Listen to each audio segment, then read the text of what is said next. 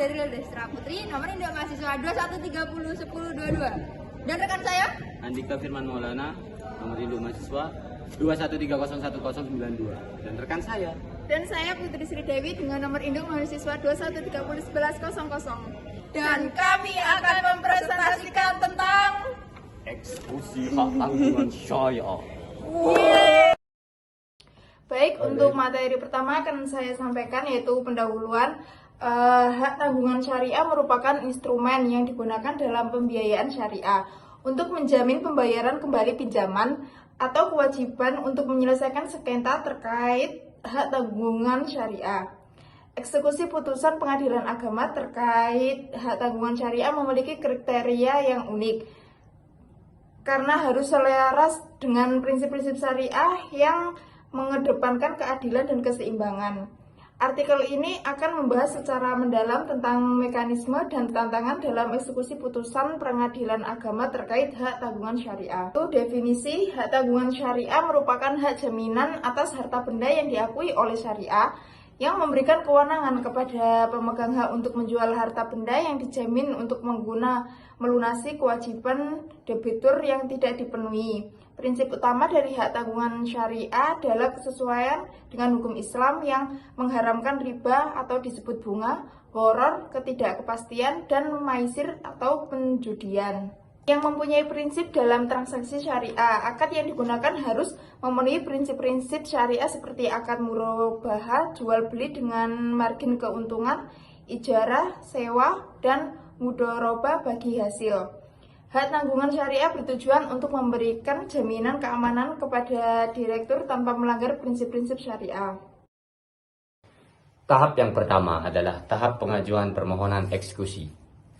Jadi, proses eksekusi putusan di pengadilan agama dimulai dengan pengajuan permohonan eksekusi yang dilakukan oleh pihak yang berkepentingan, biasanya kreditur yang haknya tidak dipenuhi oleh debitur.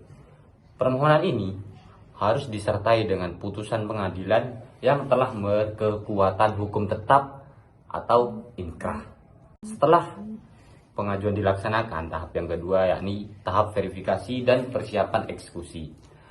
Setelah permohonan diajukan, pengadilan agama akan melakukan verifikasi terhadap keabsahan putusan. Artinya putusan tersebut itu sah atau tidak, dan memeriksa kelengkapan dokumen.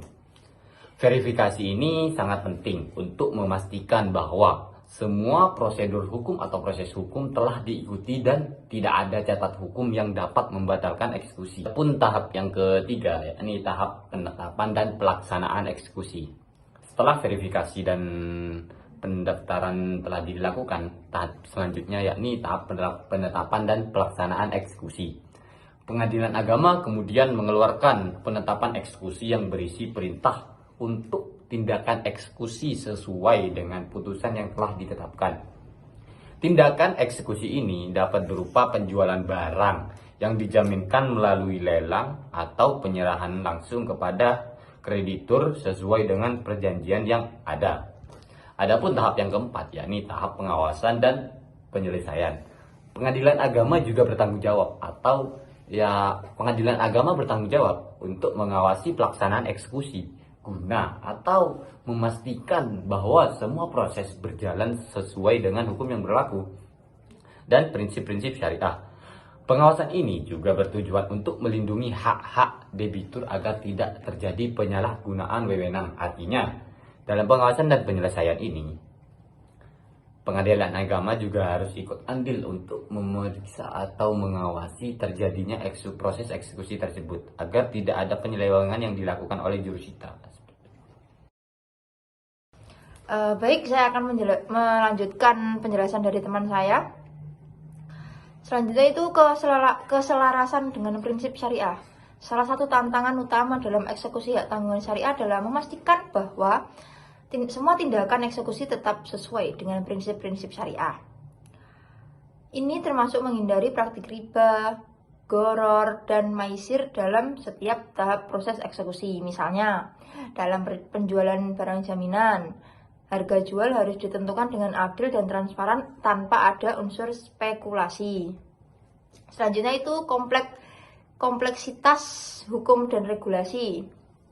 Proses eksekusi hak tanggungan syariah di Indonesia juga dihadapkan pada kompleksitas hukum dan regulasi. Meskipun pengadilan agama memiliki wewenang untuk menangani sengketa syariah, koordinasi dengan lembaga lain seperti lembaga keuangan, syariah, dan kantor lelang negara seringkali diperlukan. Hal ini dapat memperpanjang waktu penyelesaian dan menambah beban administrasi. Selanjutnya itu perlindungan hak debitur. Memiliki hak debitur merupakan aspek penting dalam proses eksekusi. Debitur harus diberi kesempatan untuk melunasi kewajibannya sebelum eksekusi dilaksanakan. Dan proses eksekusi yang harus dilakukan secara transparan dan adil. Jika tidak, hal ini dapat menimbulkan sengketa baru dan merusak reputasi sistem peradilan syariah. Selanjutnya yaitu kendala yang ada pada saat teknis dan operasional. Kendala teknis ini seperti penentuan nilai barang jaminan, proses lelang, dan penanganan keberatan dari pihak debitur juga seringkali menjadi hambatan dalam eksekusi putusan pengadilan agama. Keberadaan sumber daya manusia yang kompeten dan infrastruktur yang memadai sangat diperlukan untuk mengatasi kendala-kendala ini. Selanjutnya, studi kasus, yaitu eksekusi hak tanggungan syariah di Indonesia. Baik, selanjutnya untuk memahami lebih dalam mengenai proses dan tantangan dalam eksekusi hak tanggungan syariah, kita dapat melihat beberapa studi kasus yang terjadi di Indonesia.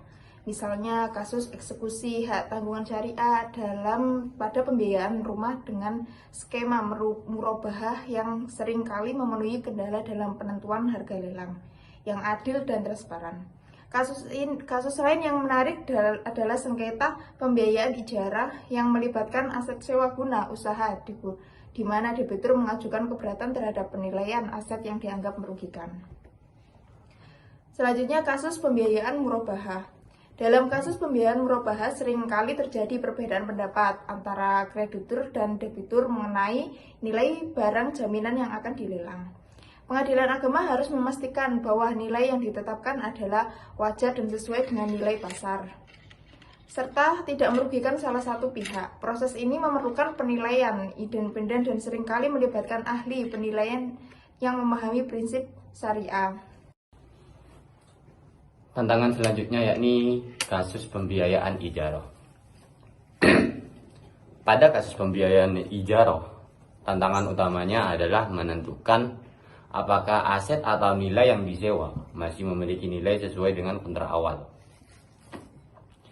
Seperti contoh, ada suatu orang yang menyewa sepeda motor. Pada sepeda motor atau rental sepeda dalam kurun waktu kurang lebih setengah tahun. Yang pada saat itu sepeda yang disewakan itu masih baru keluar dari dealer, seperti yang viral beberapa waktu, yaitu sewa ZX di Malang. Itu seumpama ada kasus orang yang nyewa atau ijarah pada contoh itu bulan Januari, lalu masa sewa habis itu terjadi pada bulan Juni. Yang dipertanyakan, apakah aset yang disewa atau ZX yang disewa ini masih memiliki nilai sesuai dengan kontrak awal? Artinya nilai dari ZX tersebut apakah sama dengan kontrak yang di awal? Dalam hal ini, debitur yang merasa dirugikan oleh penilaian aset dapat mengajukan keberatan, dan pengadilan agama pun harus memfasilitasi mediasi untuk mencapai kesepakatan yang adil bagi kedua belah pihak. Penyelesaian sengketa ini, atau seperti contoh penyewaan tadi, memerlukan pemahaman yang mendalam tentang akad ijarah dan prinsip syariah yang mengaturnya. Karena ada sebuah perbedaan tipis antara ijarah dan gadai. Dan pada zaman sekarang pun ijarah bisa muncul dengan beberapa bentuk seperti rental PS, rental sepeda, sewa iPhone. Tapi contoh tadi itu merupakan contoh yang kecil. Sewa-sewa terjadi biasanya seperti kalau di kota-kota itu ada kontrakan bagi mahasiswa, ada sewa tanah bagi para petani, ada sewa mobil bagi para supir, dan lain-lain. Adapun kesimpulan dari materi yang kami bahas hari ini, yakni eksekusi putusan pengadilan agama terkait hak tanggungan syariah adalah proses yang kompleks, lengkap, dan memerlukan perhatian khusus terhadap prinsip-prinsip syariah. Tantangan yang dihadapi termasuk memastikan keselarasan dengan hukum syariah, mengatasi kompleksitas regulasi, dan melindungi hak-hak debitur, serta mengatasi kendala teknis dan operasional. Dengan pemahaman yang dalam tentang prinsip syariah dan kerjasama yang baik antara lembaga terkait, tantangan ini dapat diatasi. Pengadilan agama memiliki peran penting dalam memastikan bahwa eksekusi hak tanggungan syariah dilakukan secara adil dan transparan, artinya sama-sama tahu, tidak ada yang disembunyikan, sehingga dapat memberikan kepercayaan kepada masyarakat terhadap sistem peradilan syariah di Indonesia. Untuk meningkatkan efisiensi dan keadilan dalam proses eksekusi, diperlukan pelatihan dan peningkatan kapasitas bagi hakim dan petugas pengadilan agama, serta penyusunan pedoman yang jelas mengenai eksekusi hak tanggungan syariah. Dengan demikian, tujuan utama dari hak tanggungan syariah yaitu memberikan jaminan keamanan bagi kreditur dan melindungi hak-hak debitur dapat tercapai dengan baik. Mungkin hanya itu materi yang bisa kelompok kami sampaikan. Action. Yumkin hadza minna naqulu afwan bi alfi afwin.